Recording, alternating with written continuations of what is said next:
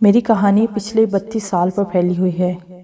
روز اول سے ہی ہمارے گھر میں ایسے عجیب و غریب واقعات رونما ہو رہے تھے کہ ہم ان سے بے حد پریشان تھے۔ کچھ بزرگوں کی دعائیں اور باقی اللہ کے مہربانی سے زندگی آگے چلتی ہی رہی، مگر 1998 میں زندگی نے اس وقت ایک نیا رخ اختیار کیا جب میری بیٹی FSC اور بڑا بیٹا میٹرک میں تھا۔ ان کے والد یعنی میرے شوہر نے فوج کی نوکری گولڈن ہیڈ سے قبول کر کے چھوڑ دی تھی۔ 2 سال کے بعد کراچی سے ہمیں لے کر لاہور آ گئے اور ہم سب مجبوراً میرے ماموں کے گھر میں، جو کہ خالی تھا، منتقل ہو گئے۔ یہاں سب لوگوں نے میرے شوہر سے کہا کہ بچے ابھی بہت چھوٹے ہیں، تم فارغ نہیں بیٹھو بلکہ کوئی ملازمت یا کاروبار کر لو، مگر ان کا جواب یہی ہوتا کہ میں نے جو کرنا تھا کر چکا، اب جو کرنا ہے خود کریں، میرے پاس تو ان کے لیے اب کچھ بھی نہیں۔ تاہم سب لوگ انہیں سمجھاتے کہ گھر کے اخراجات پورے کرنے کے لیے کچھ نہ کچھ ذریعہ آمدنی ہونا ضروری ہے۔ جب انہوں نے یہ دیکھا کہ یہاں سسر اور سالے کوئی نہ کوئی ملازمت لے کر آ جاتے ہیں تو انہوں نے یہی نتیجہ نکالا کہ یہاں سے فرار ہونا ہی بہتر ہے۔ ایک روز وہ یہ کہہ کر ہمیں چھوڑ کر چلے گئے کہ میرے لیے تو میری پینشن بہت ہے، تمہیں دیکھوں گا کیسے اپنے بچے پالتی اور ان کو پڑھاتی ہو اور کون تم کو سنبھالتا ہے۔ وہ واپس کراچی چلے گئے۔ ان کے ہوتے میرے گھر کا ماحول ایسا تھا کہ جیسے اس گھر پر کوئی آسیب ہے۔ سارا دن بچے سہمے ہوئے رہتے، کبھی جوش آتا تو سارا دن ٹی وی چلتا اور کبھی مسجد کی طرف دھیان آیا تو سارا دن وہیں مسجد میں بیٹھے رہتے، پینشن کی رقم کتابوں میں لگا دیا کرتے۔ جب ہم کراچی سے لاہور آئے تو 20 کے قریب ڈبے تھے جو کتابوں سے بھرے تھے۔ اتنا سامان نہیں تھا جتنی کتابیں تھیں، اور ان کو رکھنے کے لیے لوہے کی 6 عدد بڑی الماریاں تھیں۔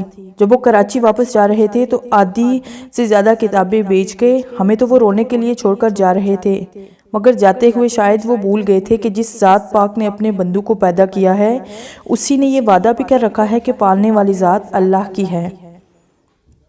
جب وہ یہاں سے گئے میری بیٹی MSc میں تھی، بڑا بیٹا انجینئرنگ میں، چھوٹا بیٹا میٹرک اور سب سے چھوٹا 6ٹھی جماعت میں تھا۔ میں نے چاروں بچوں کو شروع سے ہی کہہ دیا تھا کہ تمہاری پڑھائی پر کوئی سمجھوتا نہیں کروں گی۔ نیت نیک تھی اور ذات باری تعالیٰ کا ساتھ تھا۔ میرے باپ، بھائی اور ماموں ممانی نے میرا بہت ساتھ دیا۔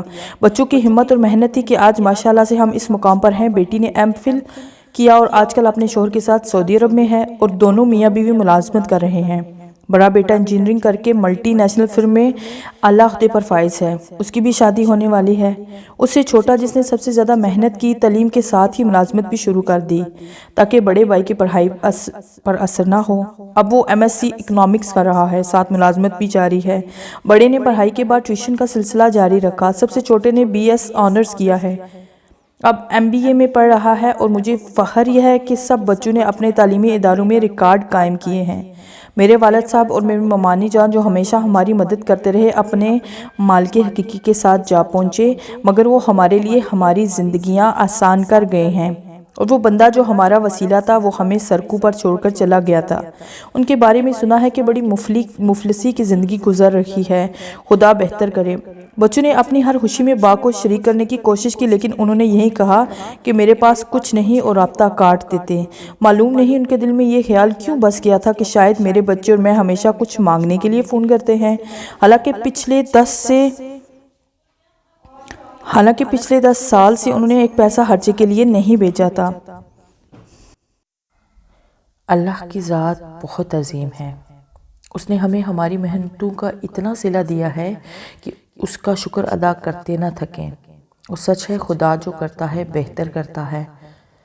باپ جو ہمیں بیچ سفر میں چھوڑ کر چلا گیا، اگر ہمارے ساتھ رہتا تو شاید میرے بچے جو آج اپنی محنت اور ہمت کی وجہ سے باعزت زندگی گزار رہے ہیں اور میں ان کی خوشیاں دیکھ رہی ہوں، پتہ نہیں کہاں ہوتے۔ خدا کا لاکھ لاکھ شکر ہے کہ وہ جو کرتا ہے بہتر کرتا ہے۔